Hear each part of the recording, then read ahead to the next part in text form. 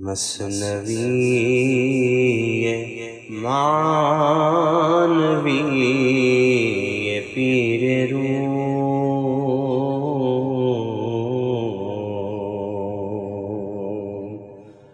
مثنوی معنوی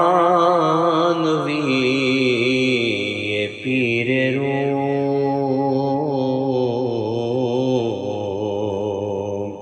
ہست گنج راز عرفان و علوم۔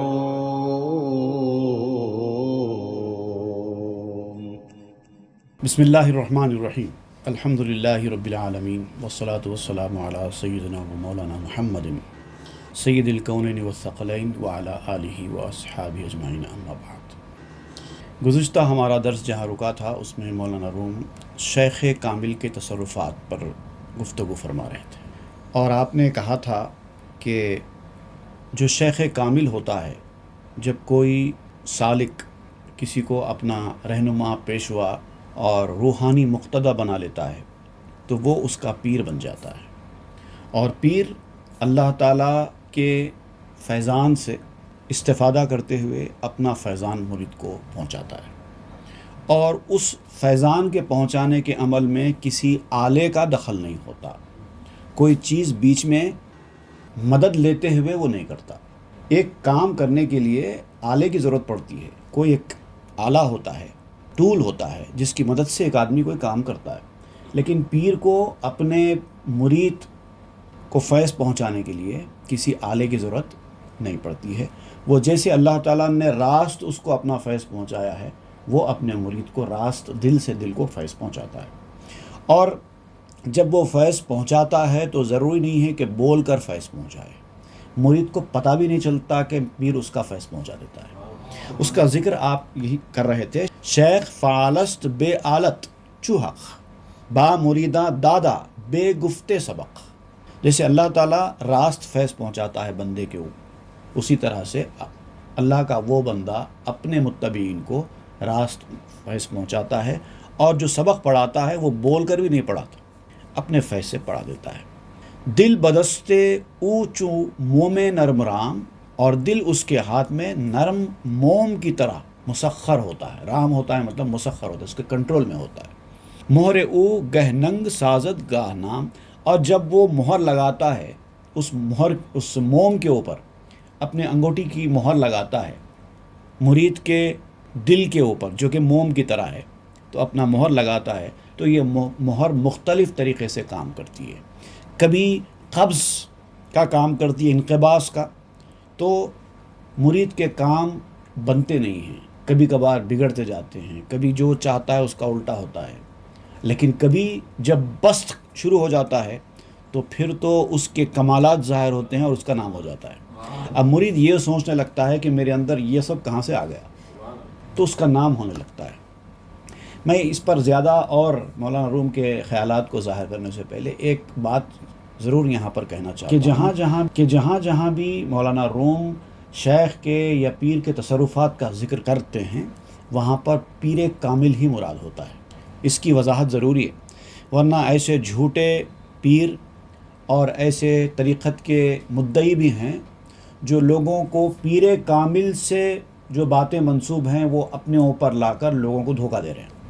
تو ہم کو یہ جاننا ضروری ہے، جب تک کہ پیر کامل کی شرائط سے ہم واقفیت نہ ہو تب تک ہم ایسے لوگوں کے چنگل سے نہیں بچ سکتے، اس لیے جاننا ضروری ہے۔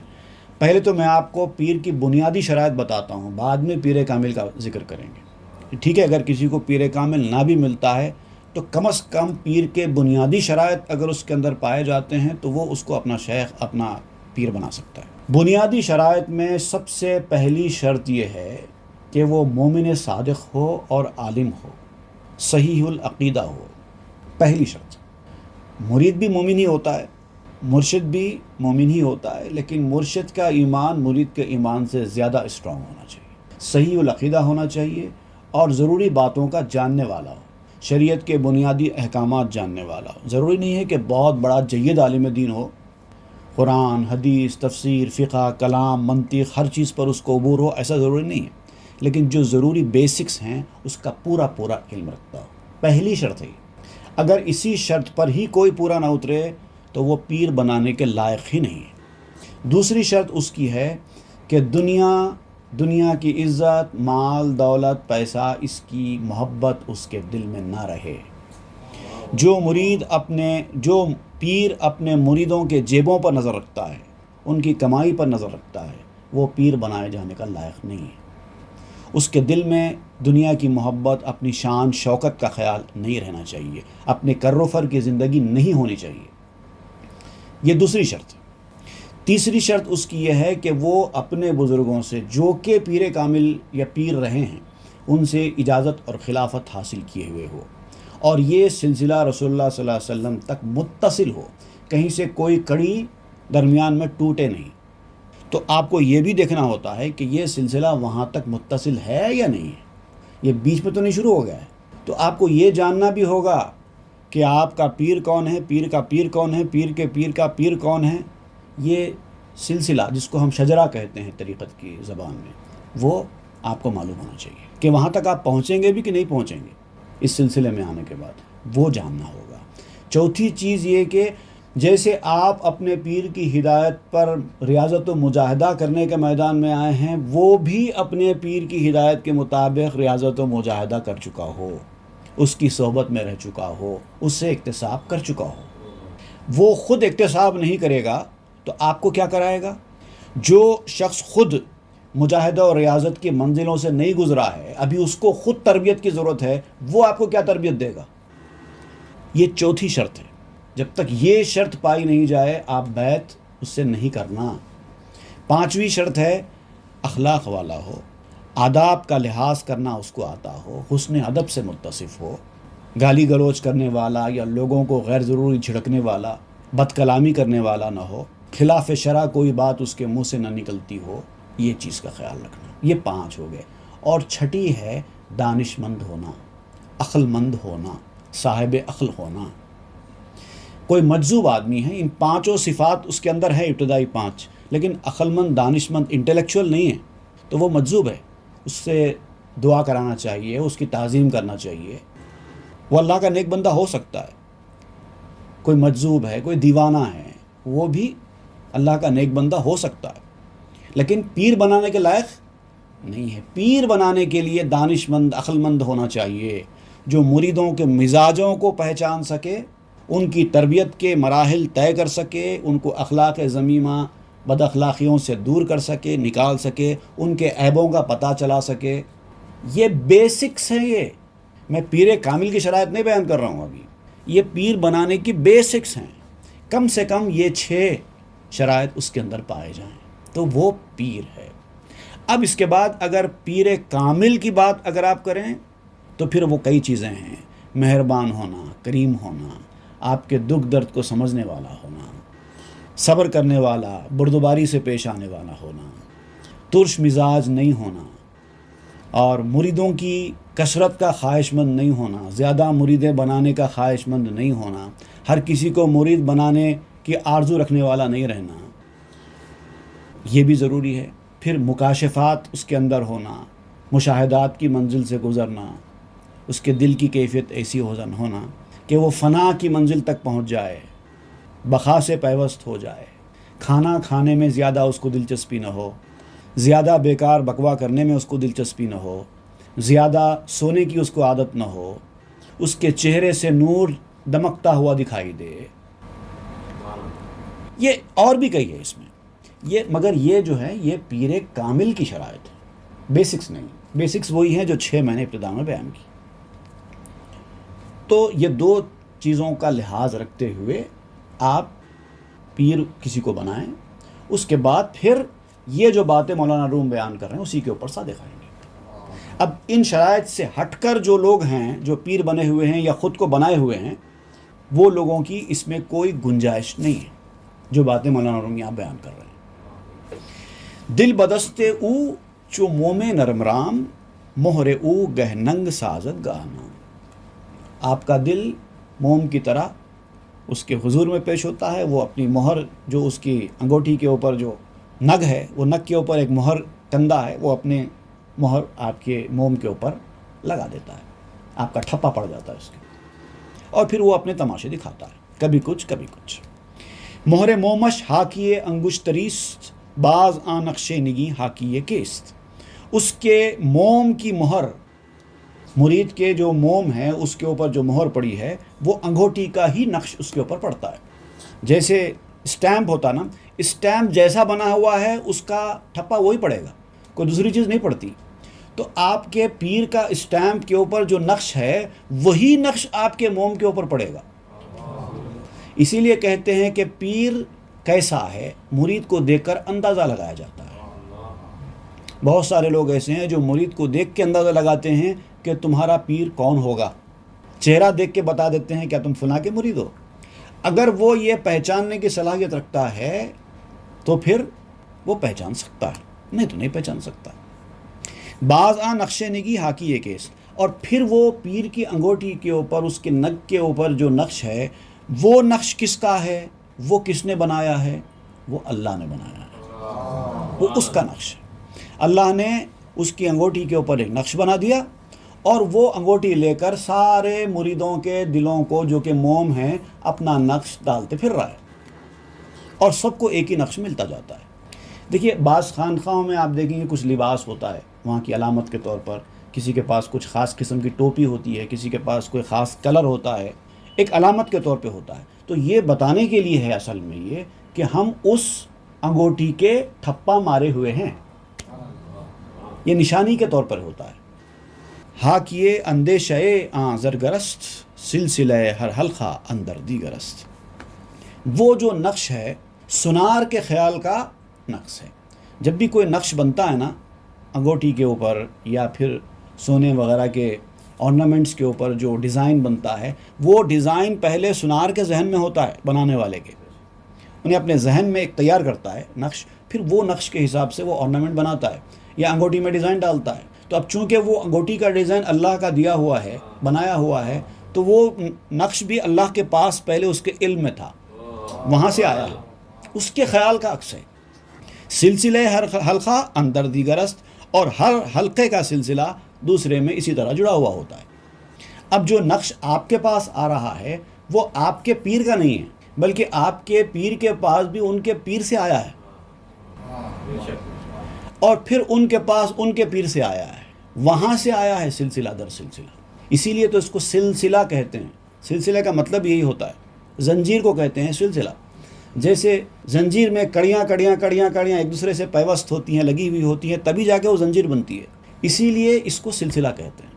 اگر خالی ایک ہو یا دو ہو تو وہ زنجیر نہیں کہلائے گی، وہ تو کڑیاں کہلائیں گی، ایک کڑی، دو کڑی، تین کڑی۔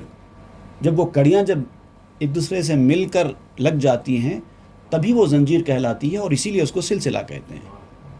اور اگر اچھا سلسلہ ہے تو ہر کڑی شاندار ہوتی ہے، ہر کڑی شان یکتا ہے زنجیر کی، دیکھو احمد کا بھی سلسلہ دوست،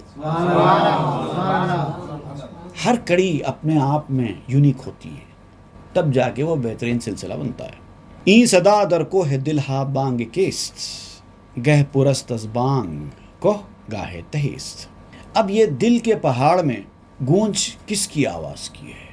اب ایک دل ہے، جیسے کہ میں نے ابھی بیان کیا کہ پیر اپنے مرید کے اوپر تصرف کرتا ہے، ایک نقش مار دیا، اب یہاں سے یہ میرا ہو گیا، پہلے کسی اور کا تھا ہوگا، یا پہلے کسی کا نہیں تھا ہوگا، خود کا تھا ہوگا، لیکن جب بیعت میں آ گئے، مرید بن گئے، تو پیر کیا کرتا ہے، آپ کے دل کے موم کے اوپر ایک نقش مار دیتا ہے، تو وہ اس بات کی علامت ہوتی ہے کہ اب یہ ادھر ادھر چرنے والا نہیں رہا، اب یہ میرا ہو گیا، یہ وہ مہر ہے۔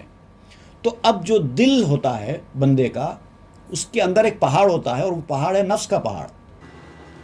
ہر انسان کے اندر ایک پہاڑ ہوتا ہے، وہ پہاڑ ہوتا ہے اس کے نفس کا پہاڑ، اور وہ نفس کا پہاڑ جب تک اس کے دل کی زمین پر ہوتا ہے، دل میں ہریالی نہیں اگتی، ہرا بھرا نہیں ہوتا، پتھر ہے نا، پتھر کے اوپر کہاں سے جھاڑ اگیں گے؟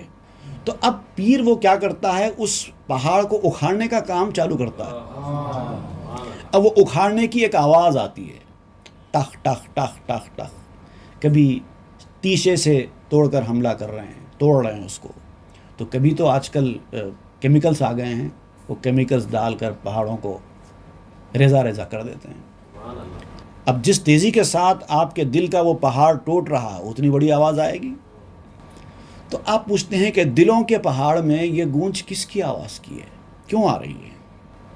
اور پہاڑ کبھی آواز سے بھر جاتے ہیں، ہر طرف آواز ہی آواز آتی ہے، کبھی خالی ہو جاتے ہیں، کبھی ٹھنڈے ہو جاتے ہیں، کیونکہ کام کرنے والے بھی، پہاڑ توڑنے والے بھی مسلسل 24 گھنٹے تو کام نہیں کرتے، ریسٹ کرتے ہیں۔ تو پیر بھی کیا کرتا ہے، ہمیشہ پہاڑ کھودنے کا کام نہیں کرواتا، بلکہ کبھی کبھی ریسٹ بھی کراتا ہے، بیچ میں روک بھی دیتا ہے، کبھی آتی ہے کبھی روک دیتا ہے، کبھی تنگی میں ڈالتا ہے، پریشانی میں ڈالتا ہے، امتحان میں ڈالتا ہے، کبھی نظر انداز کرنے کا کام کرتا ہے، کبھی ایک ایک چھوٹی چھوٹی بات پہ گرفت کرتا ہے، کبھی معاف کرنے کا کام کرتا ہے، کبھی ایک چھوٹی سی بات ہوتی ہے اس کے اوپر پکڑ ہو جاتی ہے، ایسا کیوں کیا تو نے، اور کبھی کوئی بڑا کام کر دیتے ہیں آپ، اور آپ کو یہ شک ہوتا ہے کہ اب میری گرفت ہوگی، اس وقت نہیں ہوتی، اس وقت چھوڑ دیتے ہیں، جانے دو۔ تو یہ اس کی حکمت عملی ہے، اس کی تربیت کے طریقے ہیں۔ ہر کجا ہستو حکیم استو استاد، بانگ اوزی کوہ دل خالی مباد۔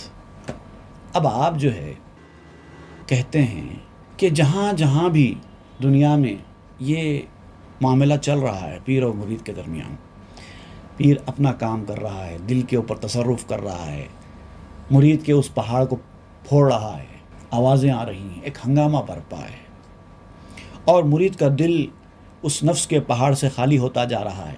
اس کے بعد ایک وقت آئے گا کہ وہ پورا پہاڑ ٹوٹ کر اب زمین ہو جائے گی، جہاں پہ اس کو کھیتی ہوگی، پھر ہریالی آئے گی، یہ سارے مرحلے ہوں گے۔ تو مولانا روم یہ کہتے ہیں جہاں یہ آواز ہے وہ حکیم ہے، جو یہ آواز کرنے والا ہے، جہاں جہاں بھی ہوگا دنیا کے کسی کونے میں، ایسا پیر وہ حکمت والا ہے اور استاد ہے، وہ استاد ہے۔ بانگ او زی کوہ دل خالی مباد، خدا کرے کہ اس کی آواز ان پہاڑوں سے کبھی جدا نہ ہو، یہ سلسلہ چلتا رہے، یہ چلتا ہی رہے، خدا کرے کہ یہ فیضان جاری رہے۔ ہست کوہ کاوا مسنا می کند، ہست کوہ کاواز ستا می کند۔ بعض ایسے پہاڑ ہیں جو آواز کو دگنا کر دیتے ہیں، بعض تو تھوڑا تھوڑا تھوڑا تھوڑا تھوڑا تھوڑا کر کے پھوڑتے ہیں، آہستہ آہستہ آہستہ آہستہ ایک ایک برائی نکالتے ہیں، آہستہ آہستہ نفس کی خواہشات کو آہستہ آہستہ نکالتے ہیں۔ لیکن بعض ایسے پہاڑ بھی ہوتے ہیں جو ڈبل کر دیتے ہیں، اپنے کام کو دگنا ہو جاتی ہے، اور بعض 100 گنا بھی کر دیتے ہیں تیزی کے ساتھ، تاکہ جلد سے جلد یہ پہاڑ اس کے دل سے ٹوٹ جائے۔ می ذہانت کو خزاں آواز قال، 100 ہزاراں چشمے آب زلال۔ اب یہ جو پہاڑ ہے وہ جیسے جیسے یہ آواز آتی جاتی ہے وہ آواز سے پھوٹتا جاتا ہے، پھوٹنے کی آواز ایک چیز ہے، آواز سے پھوٹنا ایک چیز ہے۔ دنیا میں جو ظاہری پہاڑ ہیں وہ جب پھوٹتے ہیں تو آواز آتی ہے، قیامت کے دن آواز آئے گی تو پہاڑ پھوٹیں گے۔ دیکھیں دونوں کو آپ ملا رہے ہیں، قیامت کے دن جب سور پھونکا جائے گا تو پہاڑ روئی کے گالوں کی طرح اڑ جائیں گے، تو پہاڑوں کے پھوٹنے کی آواز نہیں ہے وہ، بلکہ آواز سے پہاڑ پھوٹ رہا ہے۔ تو یہاں بھی آپ کہہ رہے ہیں کہ پیر کا معاملہ بھی ایسے ہی ہے، وہ آواز سے پہاڑ کو پھوڑتا ہے، ایسا نہیں کہ پہاڑ کے پھوڑنے سے آواز آتی ہو، وہ اپنی آواز سے پہاڑ کو پھوڑتا ہے اور اپنی باتوں سے جوش میں لاتا ہے، اس کے باتوں سے، اس کی تربیت سے ہی یہ پہاڑ پھوٹتے ہیں۔ آواز اور بات اسی سے جوش میں لے آتا ہے پہاڑ کو، اور پھر کیا ہوتا ہے، تیز پانی کے لاکھوں چشمے اس کے اندر سے پھوٹ کے نکلنے لگتے ہیں، وہ ہے الہامات۔ جب پہاڑ یہ ٹوٹنے لگتا ہے تو جیسے جیسے پہاڑ ٹوٹتا جاتا ہے اندر سے چشمے نکلنا شروع ہو جاتے ہیں، پھوٹ پھوٹ کر چشمے نکلتے ہیں۔ اس کا سارا معاملہ فیضان سے ہوتا ہے، حکمت کے چشمے، ہزاروں چشمے ابل رہے ہیں، کرم جہاں آپ کا ہے خواجہ، ہزاروں چشمے ابل رہے ہیں۔ ہماری کوشش میں کیا دھرا ہے، یہ بارہا کا مشاہدہ ہے، میرے والد صاحب کا شعر ہے، ہماری کوشش میں کیا دھرا ہے، یہ بارہا کا مشاہدہ ہے، کرم جہاں آپ کا ہے خواجہ، ہزاروں چشمے ابل رہے ہیں۔ چوں ز کوہ آن لطف بیروں می شود، آب ہا در چشمہ خوں می شود۔ اور جب پہاڑ سے وہ لطف نکل جاتا ہے، اب یہ ایک لطف ہے، یہ آوازوں کا لطف پہاڑ لیتے ہیں اور پھوٹتے جاتے ہیں، یہ سلسلہ چلتے جاتا ہے، اور یہ پہاڑ پھوٹنے کا بھی اپنا ایک لطف ہے، اور جو لوگ اس پہاڑ پھوٹنے کے مرحلے سے گزر کر اس کو بھی انجوائے کرتے ہیں، وہ ان کا کام اور تیزی سے آگے بڑھتا ہے۔ انجوائے کرو، تکلیف مجاہدے کو بھی انجوائے کرو، اور وہ انجوائے کرتے ہیں، کام ان کا تیزی سے بڑھتا ہے۔ لیکن جب یہ انجوائمنٹ ختم ہو جاتا ہے، اب یہ بوجھ لگنے لگتا ہے، یہ تربیتی کام، یہ کیا بھائی مجھے اس کام پہ لگا دیا گیا، یہ کیا بھائی میرے ساتھ ایسا ہو رہا ہے، میرے ساتھ ویسا ہو رہا ہے، تو آپ کہتے ہیں جب پہاڑ سے یہ تربیت کا لطف نکل جاتا ہے تو وہ جو چشموں سے پانی نکل رہا تھا اب خون بن جاتا ہے۔ لطف ہونا چاہیے، اس کام میں بھی انسان مزہ لینا چاہیے، انجوائے کرنا چاہیے تربیتی کام کو بھی۔ زاں شہنشاہ ہمایوں نال بود کہ سراسر تور سینہ لال بود۔ اب شہنشاہ کے نام کے ساتھ ہمایوں آ گیا تو آپ یہ مت سمجھیے کہ شہنشاہ ہمایوں کا ذکر ہو رہا ہے، نہیں، اس وقت تو شہنشاہ ہمایوں موجود ہی نہیں تھا جس وقت مولانا روم نے یہ مثنوی لکھی تھی۔ زاں شہنشاہ ہمایوں نال، ہمایوں اصل میں کہتے ہیں مبارک، سیکریٹ، مبارک، نال پاؤں کے معنی میں آپ نے استعمال کیا، جیسے ہم لوگ بھی مبارک قدم کہتے ہیں نا، ارے ان کا مبارک قدم ہے، اس معنی میں آپ نے ہمایوں نال کا لفظ استعمال کیا۔ یہ اس شہنشاہ کے مبارک قدم کی وجہ سے تھا جو چشمے ابل رہے تھے اور آپ اس کو انجوائے کر رہے تھے، یہ ان کی قدموں کا اثر تھا، ان کے قدموں کا صدقہ تھا، اور یہ قدموں کے صدقے ہی کی وجہ سے یہ سب کچھ ہوتا ہے کہ سراسر طور سینہ لال بود۔ وہ طور سینہ جس میں موسیٰ علیہ السلام گئے تھے وہ بھی تو ایک پہاڑ تھا، ان کی وجہ سے وہ پہاڑ لال بن گیا، ہیرا بن گیا، ان کے قدم مبارک کی وجہ سے وہ پہاڑ ہیرا بن گیا۔ اب اللہ تعالیٰ نے تجلی ڈالی تھی طور سینہ پہ، طور سینہ جل گیا، تو آپ اس کی طرف اشارہ کرتے ہیں، یہ اسی بات کی طرف اشارہ ہے کہ فیضان پہنچانے والا جب اپنے نور کی تجلی تمہارے پہاڑ کے اوپر ڈالے گا تو تمہارا پہاڑ بھی جل جائے گا، اور وہ پہاڑ نفس کا پہاڑ ہے۔ جہاں پذیرفتو خرد اجزائے کو ماں کا مس سنگیم آخر اے گروہ۔ پہاڑ کے اجزاء نے جان اور عقل قبول کی، اسی لیے پہاڑ کے اندر یہ تبدیلی واقع ہوئی۔ جو پہاڑ کے اجزاء تھے اس فیضان کا اثر پہاڑ نے قبول کیا، اسی لیے اس کے اندر یہ اثر پیدا ہوا۔ اگر یہ پہاڑ نے وہ اثرات قبول نہ کیے ہوتے تو پہاڑ کا ساتھ بھی یہ لال بننے کا مرحلہ نہیں ہوتا تھا۔ اور آپ اب انسانوں سے خطاب کر کے کہتے ہیں ماں کمس سنگیم آخر اے گروہ، اور ہم کیا پہاڑ سے بھی کم ہیں؟ اے لوگو، وہ تو پہاڑ تھا جس کے اندر جان نہیں تھی، اس نے بھی اثرات قبول کیے، اور تم تو انسان ہو، تم کیوں اثرات قبول نہیں کرتے؟ کیا تم پہاڑ سے بھی گئے گزرے ہو؟ نئے زجاں یک چشمہ جوشاں می شود، نئے بدن از سبز پوشاں می شود۔ بڑے افسوس کی بات ہے، شیم آن یو، نہ تیرے بدن سے تیرا چشمہ جوش حاصل کرتا ہے، نہ وہ چشمہ ابلتا ہے تیری دل کی زمین میں سے، نہ تیرے بدن کی زمین ہی سبز زاروں سے لیز ہوتی ہے۔ کرنے والا تو اپنا فیض پہنچا رہا ہے، لیکن پھر بھی اس فیض کا تیرے اوپر کوئی اثر نہیں ہے۔ کتنی شرم کی بات، نہ وہ پہاڑ پھوٹ رہے ہیں نفس کے، نہ تیری زمین لالا زار سبز زار ہو رہی ہے۔ سبز پوشاں، نئے بدن از سبز پوشاں می شود، نہ بدن کے اوپر وہ ہرا لباس آتا ہے، سبحان اللہ، نہ وہ چشمہ جوش زن ہوتا ہے، نہ تیرے جسم کے اوپر وہ ہرا لباس آتا ہے۔ سبحان اللہ، سبحان اللہ۔ نئے صدائے بانگ مشتاقی درو، نئے صفائے جرعے ساقی درو۔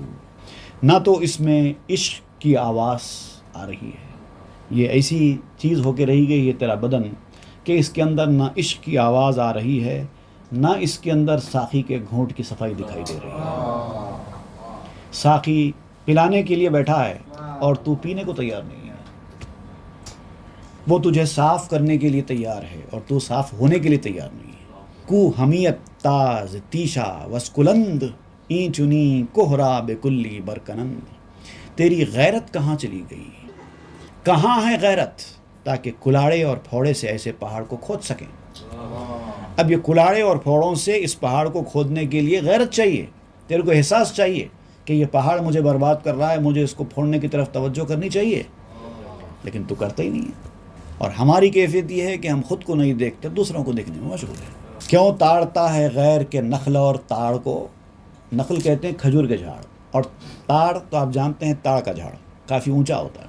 کیوں تاڑتا ہے غیر کے نخل اور تاڑ کو؟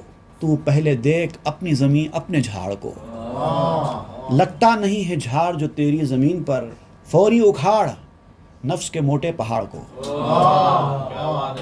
سبحان اللہ، واہ، بو کے بر اجزائے او تابد مہے، بو کے دروے تاب خور یا بد رہے۔ ہو سکتا ہے کہ اس کے اجزاء پر چاند چمک جائے۔ اگر تو اب بھی غفلت کا شکار ہے تو سمجھ کہ ایک وقت ایسا آئے گا کہ جب چاند چمکنے کا وقت ہوگا، تو اگر اپنے دل کو چمکائے گا نہیں تو پھر تیرے دل پر چاند نہیں چمک سکتا۔ اس سے پہلے کہ وہ چاند چمکنے کا وقت آئے تو اپنے دل کو چمکا لے۔ تو پہلے اپنے دل کو چمکا لے، اس کے بعد جب اس کے اندر چاند چمکے گا تو پھر تو اس چاند کا نظارہ کرے گا۔ لیکن جب چاند چمکنے کا وقت آئے گا اور تیرا دل کا شیشہ گدلا رہے گا تو پھر چاند چمک کر چلا جائے گا، تیرے اوپر اس کا کوئی اثر نہیں ہوگا۔ ہو سکتا ہے کہ اس کے اجزاء پر چاند چمک جائے، ہو سکتا ہے کہ اس میں سورج کی شعاع کو راستہ مل جائے، اس سے پہلے چمکا لے، دل کو چمکا لے۔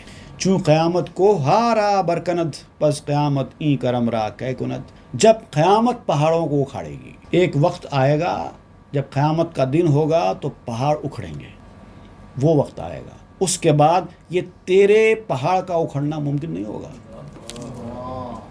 وہ قیامت پہاڑوں کو اکھاڑنے والی تیرے پہاڑ کو نہیں اکھاڑے گی، اس سے پہلے تو اپنے پہاڑ کو اکھاڑ لے۔ وہ قیامت یہ کرم نہیں دکھا سکتی، اس قیامت سے پہلے یہ کرم ہو جائے کہ تیرے نفس کا پہاڑ اکھڑ جائے۔ ای قیامت زا قیامت کئے کمست، آ قیامت زخم وہ ای چوں مرہم است۔ وہ بھی ایک قیامت ہے جب پہاڑ اکھڑیں گے۔ یہاں پر بھی اس دنیا کی یہ قیامت ہے جب ہم اپنے دلوں کے نفس کے پہاڑ کو اکھاڑیں گے۔ وہ پہاڑ اکھاڑنے والی قیامت ہے، یہ پہاڑ اکھاڑنے والی قیامت ہے۔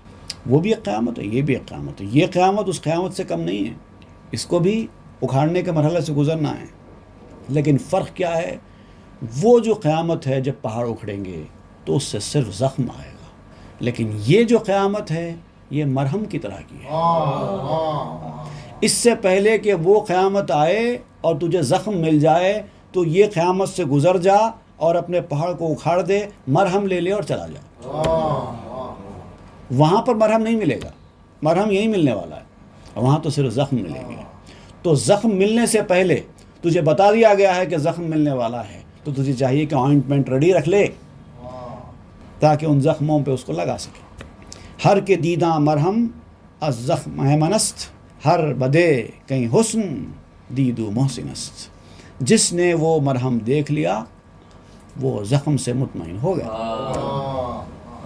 اب جس نے وہ مرہم پا لیا، اس دنیا میں رہ کر اس کے پاس مرہم ہے، تو اب اس کو لاکھ آپ ڈرانے کی کوشش کرو، زخم آنے والا ہے، زخم آنے والا ہے، وہ مطمئن رہتا، آنے دو، مرہم ہے میرے پاس۔ اور جس برے نے بھی یہ خوبی دیکھ لی، وہ خوبیوں والا ہے، بھلے ہی برا ہوگا لیکن چونکہ انہیں خوبی دیکھ لی تو اب وہ بھی خوبیوں والا ہے۔ اے خنک زشتے کہ خوبش شد حریف، وائے گل رویے کہ جفتش شد خریف۔ اے سننے والے انسان، وہ بدصورت بھی قابل مبارکباد ہے جس کا ساتھی خوبصورت ہے۔ وہ برا بھی قابل مبارکباد ہے جس کی پشت پر اچھے کا ہاتھ ہے۔ وائے گل رویے کہ جفتش شد خریف، اور اس خوبصورت پر افسوس ہے جس کا ساتھی بدصورت ہے۔ اس اچھے نیک انسان کے اوپر افسوس ہے جو بروں کی صحبت میں رہتا ہے، جو بروں سے اکتساب فیض کر رہا ہے، جو بروں سے محبت کرتا ہے۔ برا آدمی اچھوں سے محبت کرنے والا قابل مبارکباد ہے، اچھا آدمی بروں سے محبت کرنے والے پر افسوس ہے۔ کیوں؟ کیونکہ حدیث میں آیا ہے المرء مع من احبہ وانت مع من احببتہ۔ انسان قیامت کے دن اسی کے ساتھ رہے گا جس سے وہ محبت کرتا ہے، سبحان اللہ، اور تو بھی اسی کے ساتھ رہے گا جس سے تو محبت کرتا ہے۔ بھلے ہی آپ برے ہیں لیکن اچھے لوگوں سے محبت ہے تو سمجھو ان کے ساتھ ہی رہیں گے، اور آپ اچھے ہیں لیکن برے لوگوں سے محبت ہے تو سمجھو آپ ان کے ساتھ ہی رہیں گے۔ کسی کو چاہنے سے پہلے، کسی کو دل میں بسانے سے پہلے، کسی کے شیدا بننے سے پہلے، کسی کے فین بننے سے پہلے یہ سوچ لو کہ کیا تم قیامت میں ان کے ساتھ رہنا پسند کرتے ہو؟ اب چاہے وہ فلم اسٹار رہیں، چاہے وہ اسپورٹس مین رہے، چاہے وہ پولیٹیشینز رہیں، چاہے کوئی بھی رہے، کسی فیلڈ کا آدمی رہے، آپ اگر اس کے فین بن رہے ہیں، آپ کہتے ہیں کہ میں ان کا فین ہوں، ان سے محبت کرتا ہوں، تو یہ سوچ کر کرو کہ قیامت کے دن آپ کو ان کے ساتھ ہی اٹھنا ہے۔ اس کا ذکر آپ یہاں فرما رہے ہیں۔ ایک برا آدمی ہے لیکن اچھوں سے پیار کرتا ہے، اچھوں کی صحبت میں رہتا ہے، تو اس کے اثرات اس کے اوپر آئیں گے اور وہ اچھا ہو جائے گا۔ نان مردہ چوں حریف جاں شوت، زندہ گردد نان عین آں شوت۔ بے جان روٹی جب جان کی ساتھی بنتی ہے تو روٹی زندہ ہو جاتی ہے، بلکہ حقیقت میں وہی ہو جاتی ہے۔ اس سے پہلے بھی والیوم 1 میں مولانا روم اس پر اظہار خیال کر چکے ہیں کہ ایک روٹی ہوتی ہے جو گیہوں سے بنی ہے، اس کے اندر کوئی جان نہیں ہے۔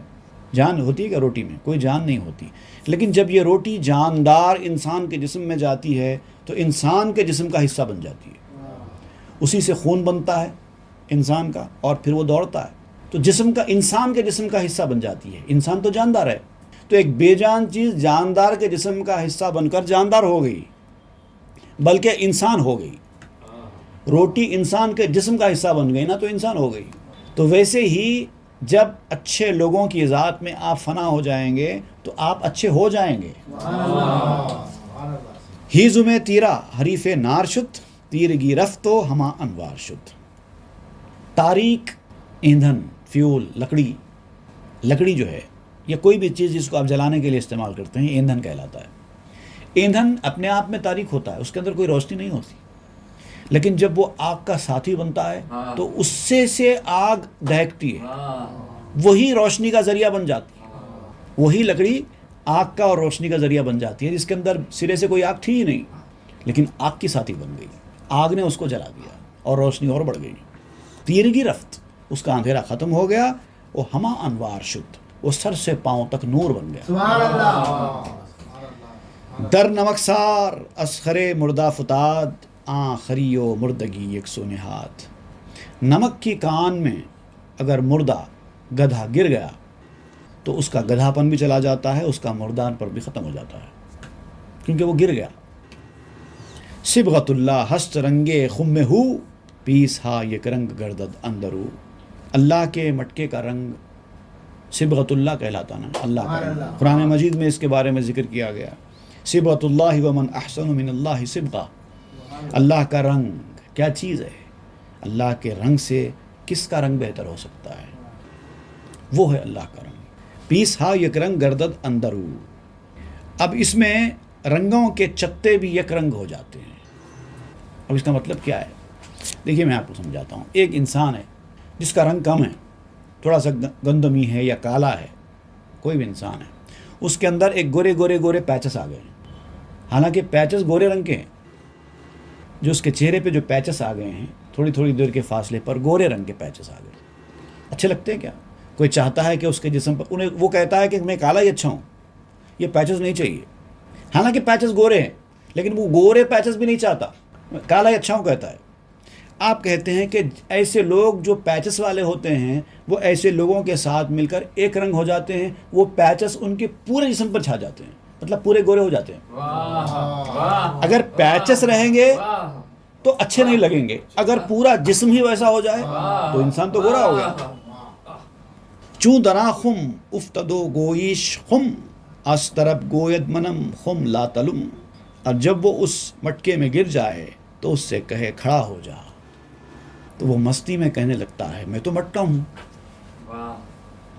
جب کوئی چیز فنا ہو کے مٹکے میں گر جاتی ہے، جب کوئی پانی کا خطرہ، جو پانی کا ایک معمولی خطرہ ہے، جب دریا میں گر جاتا ہے تو وہ خطرہ پکارتا ہے میں تو دریا ہوں۔ تو جو چیز مٹکے میں گر جاتی ہے وہ پکارتی ہے میں تو مٹکا ہوں، اور وہ مست ہو جاتا ہے اسی میں۔ لا تلم، مجھے برا مت بول، اب میں دریا میں فنا ہو چکا ہوں، بھلے ہی میں قطرہ تھا لیکن اب میں دریا میں فنا ہو چکا ہوں، تو مجھے برا بولو گے تو دریا کو برا ہوگا۔ دریا کو برا بولنا لازم ہے۔ اب وہ کہنے لگتا ہے کہ میں دریا ہوں۔ جب تک قطرہ دریا میں ہے، قطرہ یہ نہیں کہہ سکتا کہ میں قطرہ ہوں۔ باہر نکلے گا تو کہے گا میں قطرہ ہوں۔ دریا میں رہ کر وہ قطرہ ہوں نہیں کہہ سکتا، وہ تو دریا ہے۔ قطرہ بھی کہے گا کہ میں دریا ہوں۔ آمنم خم خود انا الحق گفتن است، رنگ آتش دارد الا آہن است، اور اس کا میں خود مٹکا ہوں کہنا ایسے ہی ہے جیسے منصور کا انا الحق کہنا۔ فنا ہو گئے تھے تو اب جو کوئی کہہ رہے تھے وہ قطرے کی طرح کہہ رہے تھے کہ میں دریا ہوں، انا الحق میں خدا ہوں کہہ رہے تھے، کیونکہ وہ خدا کی ذات میں فنا ہو گئے تھے۔ رنگ آتش دارت، اب اس کا جو فنائیت کے بعد جو مرحلہ آتا ہے اس کو آگ کا رنگ پکڑ لیتا ہے۔ لوہا جب بھٹی میں ڈالا جاتا ہے تو ایک وقت کے بعد لال ہو جاتا ہے، آگ کا رنگ پکڑ لیتا ہے اور کہنے لگتا ہے کہ میں آگ ہوں، میں آگ ہوں، میں آگ ہوں۔ زبان سے نہیں کہتا لیکن دیکھنے والے دیکھ کر سمجھتے ہیں کہ لوہا کہہ رہا ہے کہ میں آگ ہوں۔ رنگ آتش دارت، آگ کا رنگ رکھتا ہے، اللہ آہنس، لیکن ہوتا تو لوہا ہی ہے۔ اب یہ جو لوہے کا آگ پکڑ لینا اور دکھائی دینا آگ کی طرح، اور یہ کہنا کہ میں آگ ہوں، لیکن حقیقت میں وہ خود جانتا ہے کہ میں آگ نہیں ہوں، میں لوہا ہوں۔ ٹھنڈا ہونے کے بعد خود سمجھ میں آتا دنیا کو کہ یہ آگ نہیں ہے، لوہا ہے۔ اس وقت گرم ہے، آگ میں فنائیت کے مرحلے میں ہے، اس وقت وہ عارضی طور پر کہتا رہا تھا کہ میں آگ ہوں، لیکن ٹھنڈا ہونے کے بعد پھر وہ اپنی اصلی حالت پہ آ جاتا ہے، کہتا ہے کہ میں لوہا ہوں۔ اب یہ جو کیفیت ہے فنائیت کی، اس کو بڑے خوبصورتی کے ساتھ مولانا روم بیان کریں گے انشاءاللہ، وہ ہم آئندہ کے درس میں پڑھیں گے۔ وصلی اللہ تعالیٰ علی خیر سیدنا محمد وآلہ واصحابہ اجمعین والحمد للہ رب العالمین۔ مثنوی معنوی پیر روم،